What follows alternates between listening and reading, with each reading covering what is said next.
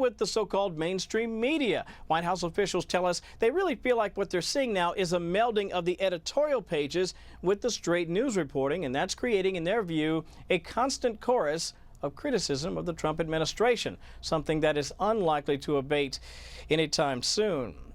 In Washington, Kevin Cork, Fox News. Kevin, thank you. So to mark today's 100-day milestone, the president holding a rally in Pennsylvania to thank the base that has stood behind him so far. But will their support last? A recent Fox News poll asked if voters believe President Trump was keeping his promise to put America first. 62% believe he is keeping his promise, while 32% believe Mr. Trump abandoned his pledge. I'm joined by Jai Chabria. Chabria, yeah. Okay. Former Senior Advisor to Governor John Kasich and Managing Director of Mercury LLC, and Don Calloway, a Democratic strategist and former Missouri State Representative. Thank you both for being with us on this Saturday.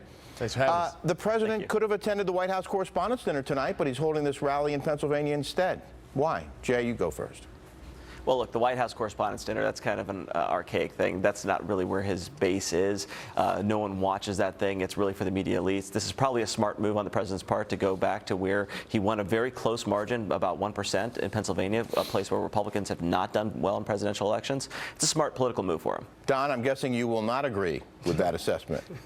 Good guess, good guess. You know, the president has shown this psychological tendency to want to be loved and to want to continue to surround himself with people and his base, folks who he knows approve of him. That's why he's leaving Washington tonight. He doesn't want to stand there and be the subject of ribbing to his face. So go out to a state that you won and have a rally, and he can continue to feel the love, which he's not consistently felt from either the mainstream or opinion media over the last 100 days. Don, do you think the president set the bar too high for his first 100 days, like promising to repeal and replace Obamacare, which has proven far more challenging than perhaps he realized? Well, the first 100 days has been something that we have traditionally stuck to since FDR. However, it is a bit of an arbitrary measure.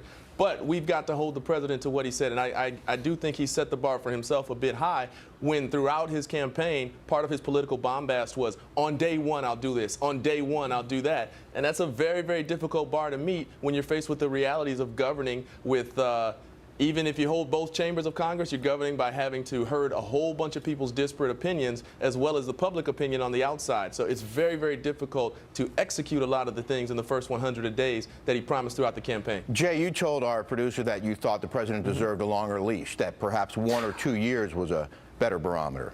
Well, I think with the base, especially the folks he's going to be talking to, the people that are his hardcore supporters, they're going to be with him for a couple of years. The 100 days, look, it's been debated. Is it important? Is it not important? Those folks, the ones that 35, 40% that are going to stay with him the whole way through, they're going to stay with him for another couple of years at least. And it's going to take that amount of time for them to see if his policies are working for them and if they feel better about their lives, if the jobs are starting to come back, and if the prospects for a better life for them, for their kids, is going to take place. That's when they're going to start to feel it, and that's when they're going to start to really criticize him if he's not come through. And to that end, you believe that the midterm election will be the real big test here. You know, 100 days, it is an arbitrary thing. Don is completely right. But I will say this. That is a great time when you sweep to power, getting two branches of the House and the Senate, and then the executive branch, too. That's a great time to get legislative victories. They haven't been able to do that yet. So every day that we get farther from the last election is a day close to the midterm elections. And we all know Congress is not a courageous bunch. They care more about their own reelection than they do about policy sometimes. Yeah. So it's going to be really hard for us, for them to get a lot of hard things done. I can't wrap my head around another election right now. Don, you described the first 100 days of President Trump as abysmal, mentioning several policy failures. Can you elaborate? Yeah, absolutely. I mean, I think it was the great John Wooden, the Wizard of Westwood from UCLA, who said, never confuse activity with achievement. And we've seen a lot of activity from this president with all of the executive orders and with all of the continued red meat and bombast thrown out to his base. But we've seen very, very little achievement. We've seen the violent faceplant not once but twice now of Obamacare. We've seen his two major immigration initiatives both slapped down by various federal courts. And we've seen a one-pager bullet point of a tax reform plan, and that's just not sufficient for the American people. We've seen very little substantive progress, if any substantive progress, that's pushed the ball forward for the American people. And can I just say really quickly, we've got to stop framing this Gorsuch nomination as some type of victory. As Chris Rock said, you don't get credit for things you're supposed to do. A Supreme Court nominee, a reasonable nominee, is supposed to get approved, and the only reason it's special whatsoever is because of the epic obstruction we saw last year with the Merrick Garland nomination. So even the Gorsuch nomination, I guess, is a feather in his cap, but it's not really a substantial win for this administration. Well, I think President Trump would argue with that. Real quick, the Keystone State played a key role in winning the White House for Mr. Trump. How important is it for him to keep that base and being here tonight? Real quick, gentlemen. Go right well, ahead. I think the base, the base is absolutely critical for him because that's been his stalwart. That's been the wall for him going forward. He does need to start reaching out and need to getting back to the people that gave him a chance, the Clinton voters, the Democrats, the blue-collar Democrats, those kind of folks. He does need to start reaching out to them if he's going to have long-term success. Can he keep it?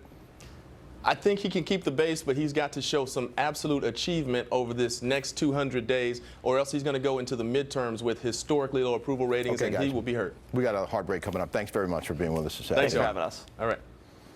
Well, the National Weather Service issuing flood warnings for much of the Midwest as heavy rains wall up the region. We've got the latest from the Fox Extreme Weather.